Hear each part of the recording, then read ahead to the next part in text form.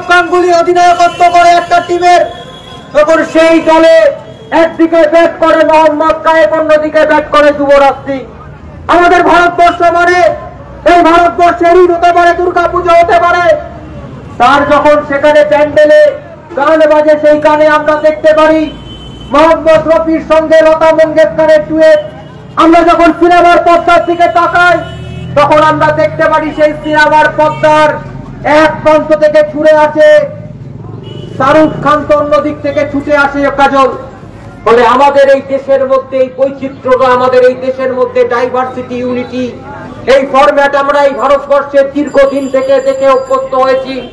আমরা এই ভারতবর্ষের কবিতা যখন পড়েছি, ক্লাস 1-এ যখন পড়েছি, প্রথম পাতায় আমরা যদি আতা গাছে তোতা গাছি পক্ষী পড়েছিলাম, তাহলে তার পরের পাতায় আমরা দেখতে পেরেছিলাম কাজী নজরুল ইসলামের লেখা, মোরা একই বৃন্তে দুটি কুসুম হিন্দু মুসলমান, হিন্দু তাহার নয়নমণি, মুসলিম তাহার প্রাণ।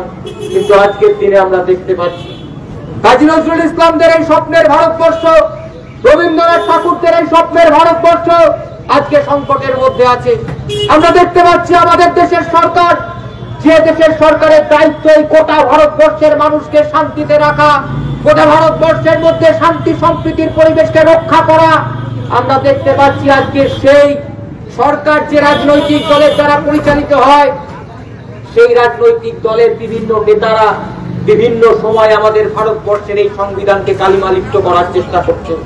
আমরা দেখতে পাচ্ছি, আমরা বামপন্থীরা মানুষকে মানুষ বলে চিহ্নিত করি, আমরা বামপন্থীরাই ভারতবর্ষের মানুষকে তার সব থেকে বড় পরিচয় হিসেবে দেখি কি সে ভারতীয়। কিন্তু আজকে আমরা দেখতে পাচ্ছি আমাদের দেশ যে সরকার পরিচালনা করছে, এই দেশের সরকার যে রাজনৈতিক দলের দ্বারা পরিচালিত হয়, সেই রাজনৈতিক দলের নেতারা কে হিন্দু আর কে মুসলমান, এর বিনিময়ে মানুষকে চিহ্নিত করার চেষ্টা করছে। আমরা বলতে চাই, আমাদের এই ভারতবর্ষের বুকে আমরা কোনোদিন হিন্দু মুসলমানের মধ্যে বিভাজন দেখিনি। এই ভারতবর্ষের বুকে যখন আমরা দেখতে পেরেছিলাম, ওই মধ্যযুগের পর যখন ভারতবর্ষের রেনেসাঁ আসছে, ভারতবর্ষের বুকে যখন আমরা দেখতে পাচ্ছি আধুনিক সমাজ রূপায়ণ করার জন্য এই পশ্চিম বাংলার বুকে রাজা রামমোহন রায় থেকে শুরু করে একাধিক মনীষীরা সমাজ সংস্কারের জন্য গুরুত্বপূর্ণ ভূমিকা পালন করছে, তখন আমরা দেখতে পেরেছিলাম নবদ্বীপের বুকে শ্রী চৈতন্য দেবরা ব্রাহ্মণ্যবাদের বিরুদ্ধে লড়াই করে, যখন বেনারসের বুকে যখন আমরা দেখতে পেরেছিলাম সেই দিনকার শ্রী চৈতন্য দেব যে মানুষের মধ্যে প্রেম বিলিয়ে দেওয়ার কথা বলতো, সে জাতিগতভাবে একজন হিন্দু হতে পারে, কিন্তু সেদিনকার বেনারস যাওয়ার আগে গোটা ভারতবর্ষের মানুষের উদ্দেশ্যে বলেছিল, বনর আশ্রম কিঞ্চনা কিঞ্চন অবনি ঘন পরিযায়, গৌরঙ্গের নিছলি লইয়া মরিয়া মুদ মাধুরী তিলাস পারসিতে নারী। গোটা ভারতবর্ষের মানুষ বুঝতে পেরেছিল যে ভারতবর্ষের বুকে চতুর আশ্রমের কোন ভেদাভেদ নেই, এই ভারতবর্ষের বুকে হিন্দু মুসলমানের কোন বিভাজন নেই। কিন্তু আজকে আমরা দেখতে পাচ্ছি এই সংকটের মধ্যে আছে আমাদের দেশ। কিন্তু এই সংকটের মধ্যে যারা বলার চেষ্টা করছে যে শুধুমাত্র ভারতবর্ষকে ভাগ করার চেষ্টা করছে ভারতীয় জনতা পার্টি, আমরা বলছি না, বিজেপির পক্ষে কোনদিন আমাদের দেশ, আমাদের বাংলাকে ভাঙার কোন রকম অধিকার থাকতো না, কোন রকম সাহস থাকতো না, কোন রকম হিম্মত থাকতো না, যদি 2011 সালে আমাদের রাজ্যের মুখ্যমন্ত্রীর নামটা মমতা ব্যানার্জি না হতো। আমরা বলতে চাই, এই পশ্চিম বাংলার বুকে বিজেপি ডেকে আনেনি, এই পশ্চিম বাংলার বুকে বিজেপিকে ডেকে এনেছে তিনি হলেন মমতা ব্যানার্জি। আমরা তাই বলতে চাই এই মমতা ব্যানার্জির কাছে, তিনি যতই বলুন না কেন, ইমাম ভাতা দেওয়ার পর তিনি নাকি মুসলিম সম্প্রদায়ের হয়ে কথা বলছে, তিনি নাকি মুসলিম সম্প্রদায়ের মানুষের পাশে আছে।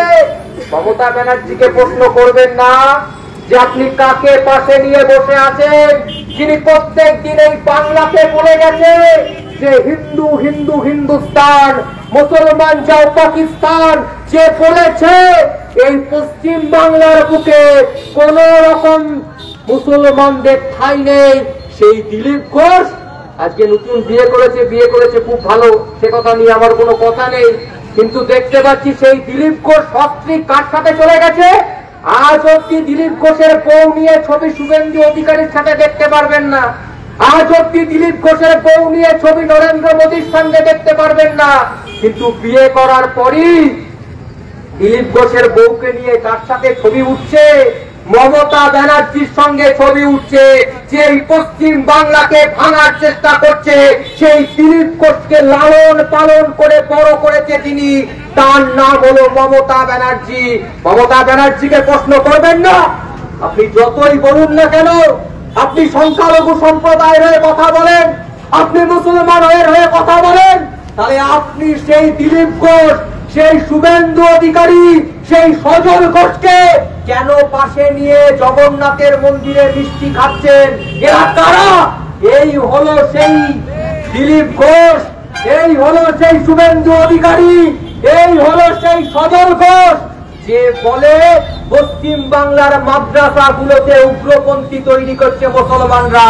আর মমতা ব্যানার্জি যে বলেন, যে সজল ঘোষ বলে প্রকাশ্য দিবালোকে যে প্রত্যেক কটা মাদ্রাসাতে মুসলমানরা তৈরি করে কি উগ্রপন্থী, সেই সজল ঘোষ থেকে শুরু করে দিলীপ ঘোষদের নিয়ে মমতা ব্যানার্জি জগন্নাথের মন্দির উদ্বোধন করে। অনেকে বলছেন মমতা ব্যানার্জি জগন্নাথ মন্দির উদ্বোধন করছে, হাতে বামপন্থীদের সমস্যা কি? আমরা বলিনি কখনো জগন্নাথ মন্দির তৈরি করে আমাদের কোনো সমস্যা নেই। আমরা বলছি মমতা ব্যানার্জি জগন্নাথ মন্দিরের পাশাপাশি আরো যে দেবদেবীর মন্দির আছে তাই পশ্চিম বাংলার বুকে ভরাট করে দিক, আরো বেশি করে মন্দির তৈরি হোক।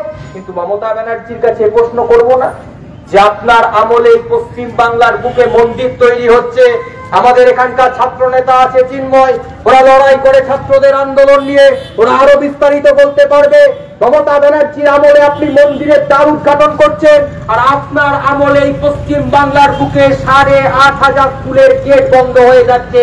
মমতা ব্যানার্জির কাছে আমাদের প্রশ্ন করতে হবে, আপনি মন্দির উদ্বোধন করছেন, তাতে কোনো সমস্যা নেই, কিন্তু মন্দির উদ্বোধনের টাকা এত পরিমাণে ব্যয় করছেন ওখানে, সেখানে স্কুলের মাস্টার নিয়োগ না করার জন্য আজকে 8,500 স্কুল বন্ধ হয়ে যাচ্ছে। এই পুরো বর্তমান জেলার 338টি সরকারি স্কুল আজকে বন্ধ হয়ে গেছে। মমতা ব্যানার্জির সরকার সেই স্কুলগুলোকে খোলার জন্য কোনো পরিকল্পনা গ্রহণ করছেন না। আর এই তো সেই মমতা ব্যানার্জি।